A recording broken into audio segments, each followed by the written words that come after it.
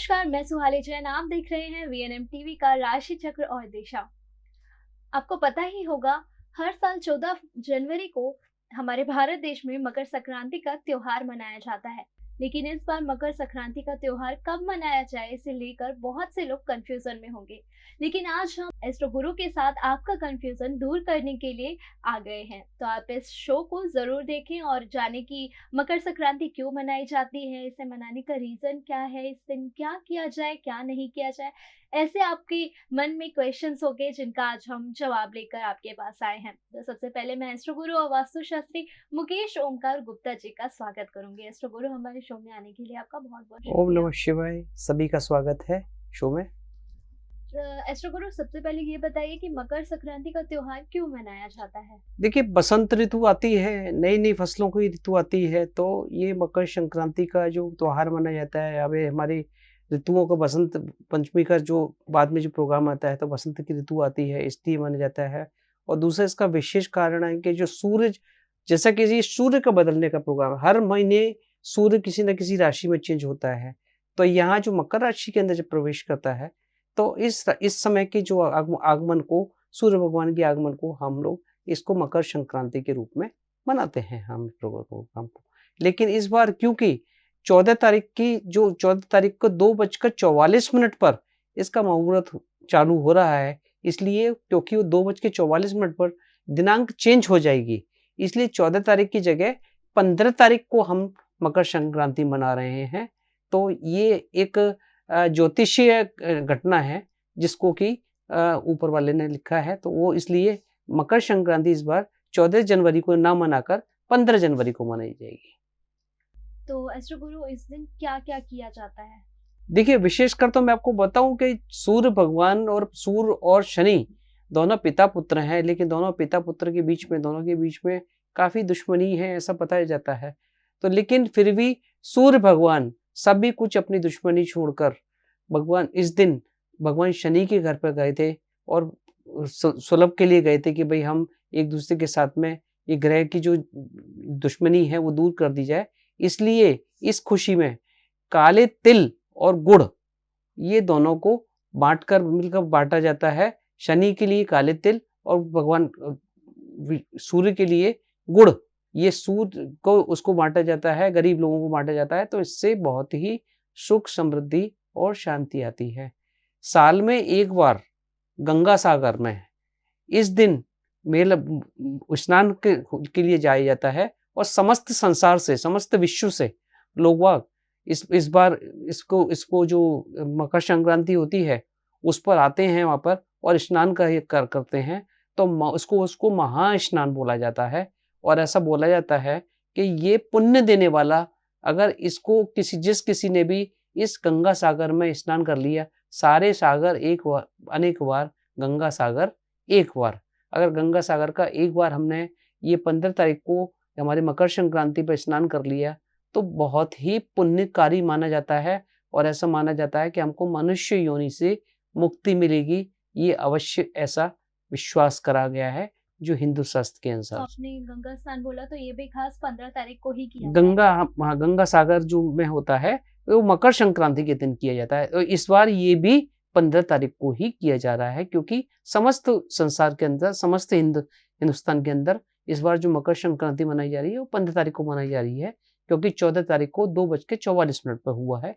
इसलिए ये उसकी तिथि जो है वो चेंज हो जाती है, इसलिए इसको हम 15 तारीख को मना रहे हैं। जैसा कि आपको मालूम है कि ये हर्षोल्लास का त्योहार है और लोग इस समय त्योहार मनाने के बाद छोड़कर पतंगों को उड़ाने का, स्पेशली गुजरात के अंदर जो ट्रेडिशन है, तो वहाँ ये इस चीज़ का जो होता है तो वो ज़्यादा होता है। लेकिन इसके कुछ जो वैज्ञानिक के साथ साथ इसके जो हिंदू सनातन धर्म के कुछ इसके उपाय भी हैं, जिसके करने से बहुत ही ज़्यादा फायदा मिलता है। उनके बारे में मैं आपको कुछ डिस्कस करना चाहता हूँ। स्नान इसमें मकर संक्रांति पर इसको आपको जो नहाने का पानी है उसमें काले तिल डालकर अगर आप नहाएंगे तो आपको विशेष लाभ होता है। आपको पूरे साल स्किन रिलेटेड कोई भी प्रॉब्लम नहीं आती है। तो आप नहाने के पानी में काले तिल डालकर अवश्य नहाएं, तो आपको पूरे साल स्किन की प्रॉब्लम भी नहीं रहेगी और आपका भाग्य भी चमकता रहेगा। इसके बाद में हवन कर अवश्य करना चाहिए। होम तो मेरे ख्याल से हर हिंदू सनातन धर्म के घर के अंदर रोज करना ही चाहिए। रोज ना हो तो कम से कम हफ्ते में एक बार ना हो तो 15 दिन में एक बार, और ना हो तो लास्ट में महीने में एक बार तो होम अवश्य होना चाहिए हिंदू सनातन। क्योंकि होम से जो स्वाहा जो बोलती है, जो पत्नी होती है वो अग्नि की पत्नी होती है। स्वाहा और स्वादा ये अग्नि भगवान की दो पत्नियां होती हैं, तो उनको हम स्वाहा जो करके करते हैं, तो हमारे जैसे कि हमको खाने की भूख लगी होती है, उसी प्रकार से देवता लोग भी अपने भोजन के लिए भटकते हैं। तो जब हम हवन करते हैं तो हमारे जो देवता लोग जो देवता होते हैं उससे संतुष्ट होते हैं और हमको आशीर्वाद देते हैं। तो ये हमको गायत्री मंत्र का 108 बार उस दिन हवन करना चाहिए, जो कि हवन सामग्री और काले तिल और से लगाकर आप उसको हवन करेंगे तो आपके घर के अंदर बहुत ही ज्यादा सकारात्मक ऊर्जा, और जो घर के अंदर जो जितनी भी नेगेटिव एनर्जीज है, पूरे साल में जो नेगेटिव एनर्जी आई है वो नेगेटिव एनर्जी चली जाएगी। और मेरा तो ये कहना है कि परिवार के जितने भी सदस्य हैं, अगर सभी मिलकर ग्रुप में मिलकर एक होम करें घर के अंदर, तो जो जितनी बढ़िया कल्पना होगी, जितना आनंद आएगा उसका, और भगवान इतने प्रसन्न हो जाएंगे। घर के सभी लोग मिलकर जब पूजा करते हैं तो भगवान बहुत ही प्रसन्न हो जाते हैं, बहुत ही खुश हो जाते हैं कि इस घर के अंदर सभी लोग मेरा भजन एक साथ कर रहे हैं। तो ये यज्ञ सभी लोग मिलकर एक साथ करें। 15 मिनट का 20 मिनट का यज्ञ होता है। आप सभी लोग मिलकर, सभी घर के सभी मेंबर्स को मिलकर एक साथ करें तो उसका बहुत ही ज्यादा फायदा मिलता है। सूर्य को अर्घ देना है। सूर्य को अर्घ देने के लिए, जैसे कि सूर्य को अर्घ को तो रोज देने के लिए मैंने मेरे सभी प्रोग्राम्स के अंदर मैं बोलता हूँ कि सूर्य को अर्घ तो अवश्य देना चाहिए, क्योंकि सूर्य जो है आत्मा का कारक है। सूर्य हमारे ग्रह के अंदर जो 9 ग्रह हैं उसमें उनको राजा का दर्जा दिया गया है। सूर्य भगवान अगर किसी के उच्च के होते हैं तो बोला जाता है कि ये इंसान बोलने में किसी के सामने डरता नहीं है, निडर है, एकदम हर चीज में स्पीकिंग में बहुत अच्छा है। तो सूर्य को उच्च करना, सूर्य को उच्च बहुत माना गया है। तो अगर आप रोज भी अगर सूर्य भगवान को अर्घ देते हैं तो आपका सूर्य मजबूत होता है। लेकिन इस दिन, विशेष दिन, जो भी सूर्य को जो स्नान अगर आप अर्घ देते हैं तो मेरे हिसाब से उसके अंदर थोड़ा सा कुमकुम डालकर, थोड़ा सा उसके अंदर चावल डालकर, थोड़े से काले तिल डालकर और थोड़ा सा एक लाल कलर का कोई फूल डालकर अगर आप भगवान सूर्य नारायण को अर्घ देंगे और उसके बाद में फिर 24 बार गायत्री मंत्र का ओम भूर्भुवः स्वः तत्सवितुर्वरेण्यं भर्गो देवस्य धीमहि धियो यो न प्रचोदयात् स्वाहा, आप गायत्री मंत्र का जप करेंगे। ओम ग्रह सूर्याय नमः, ओम भास्कराय नमः, ओम आदित्याय नमः, ये भगवान सूर्य के नाम लेंगे तो भी बहुत ही फायदा करेगा। कुछ नहीं आता तो ओम ग्रह सूर्याय नमः, ओम श्री सूर्याय नमः, ऐसा मंत्र का जप करेंगे तो भी कम से कम 108 बार आप जप करें तो भगवान सूर्य आपको आगे पूरे साल में खुश होने का और आपके जीवन में उन्नति हो ऐसा आशीर्वाद आपको देंगे। तो ये एक अर्घ देने का जो एक रिवाज है ये अवश्य करना चाहिए। और ये तो सभी हमारे छोटे बच्चे जैसे जैसे जैसे बड़े होते जाते हैं तो हमको हमारे हिंदू सनातन धर्म का ये नियम उनको समझाना चाहिए। और सभी बच्चों के लिए मेरे हिसाब से हर घर के अंदर एक कंपलसरी कर देना चाहिए कि स्कूल जाने से पहले जल को अभिषेक, छोटे अगर बच्चे सपोज स्कूल जाते हैं 8 साढ़े 8 बजे जाते हैं तो उनके लिए अर्घ देने का सिखाना चाहिए। क्योंकि हम सिखाएंगे तभी वो लोग सीखेंगे, वरना तो उनको नहीं मालूम पड़ेगा। जो सुहागिन स्त्री हैं उन लोगों के लिए मैं विशेषकर एक आग्रह करूंगा कि वो 14 सामान का, 14 श्रृंगार सामान का उसको वितरण करें, उसको दान करें। इस दिन दान का कुछ विशेष महत्व है। हाँ, इस दिन जो दान किया जाता है उस दान का 100 गुना फल मिलता है। इस दिन जो दान किया जाता है, इस दिन दान करने के लिए स्पेशल मैं आपको बोल रहा हूँ सुहागन जो होती हैं वो अपने सुहाग के सामान का, जैसे कि जो उसमें कोई भी 14 टाइप के सामान होते, 14 कोई भी वस्तु ले लें, ऐसा नहीं है कि 14 डिफरेंट टाइप की अलग वस्तु हो, कोई भी 14 वस्तु ले लें, 14 वस्तुओं को लेकर और उनको जरूरतमंदों को, गरीब लोगों को या अपने मित्र सर्कल में या किसी को भी 14 जगह उसको बांट सकती हैं। तो उसके बांटने से उनको शुभ फल मिलता है और भगवान सूर्य देव की उनको कृपा मिलती है। और ये हमारा हिंदू शास्त्र के हिसाब से कहा गया है कि 14 का जो अंक होता है ये बहुत ही शुभ माना गया है और इसके हिसाब से उनको 14 वस्तुओं का दान करना चाहिए। मकर संक्रांति पर विशेष चीज जो जुड़ी हुई है वो है गुड़ और तिल। तिल भी काले होते हैं, सफेद तिल भी होते हैं। फिर खिचड़ी में जो हरी कलर की मूंग की दाल होती है वो होते हैं और चावल होते हैं, वो उनको बांटा जाए। बांटने के लिए तो आप कुछ भी बांट सकते हैं, बांटने के लिए सोना चांदी आपके पास जो भी है वो बांट सकते हैं। लेकिन विशेषकर जो इस समय जो मकर संक्रांति में बांटने के लिए बोला गया है वो गुड़ है, उसके बाद में चना है, उसके बाद में ये मूंगफली है। ये सभी चीजों का, अन्न का दान को ज्यादा विशेष महत्व दिया गया है।